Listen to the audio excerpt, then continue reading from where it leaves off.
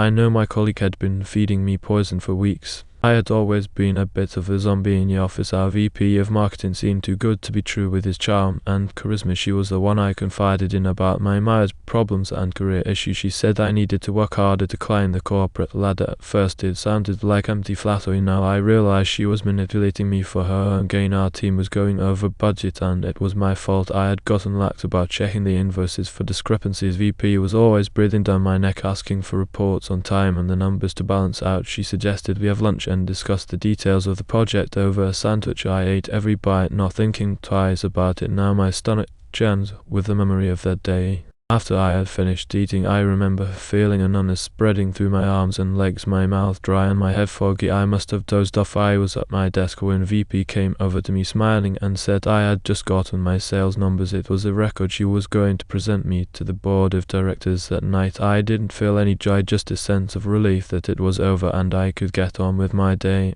VP told me we needed to rehearse my presentation so I could nail it. I sat in our conference room with the team staring at the slides. My mouth is watering when I try to recall the meeting. The sound of a wet sponge being torn apart is still echoing in my ear. It was like someone was ripping apart the lining of my stomach. I thought I was going to vomit. I remember trying to speak, but my voice was hoarse like sandpaper stuck in a pipe. I kept thinking I was going crazy, but the more I looked in the mirror, the more my skin looked like it was covered in translucent parchment paper over grey muscle. There were dark circles under my eyes that seemed to suck the light out of the room. I stopped taking the lunches with VP when I realized I was losing weight rapidly, but I kept working on the project because she had promised me success in the corporate world. Today was the day of the board meeting. I arrived at the office feeling a bit better after not eating VP's food. I was called into her office and presented with a stack of documents. I felt my eyes glazing over as I watched her walk past me with a cup of steaming hot coffee. I thought of the smell of rotting meat masked by cheap vanilla spray. I was going to collapse. I stumbled through the presentation and collapsed onto the floor. I must have blacked out because the next thing I know I was in a hospital bed surrounded by beeping machines. A kind face was hovering over me, telling me I was lucky to be alive. The doctor was saying something about mercury poisoning and food tampering. I think I heard VP's voice echoing in my head as she whispered, "I know what you did under the floorboards," and my heart stopped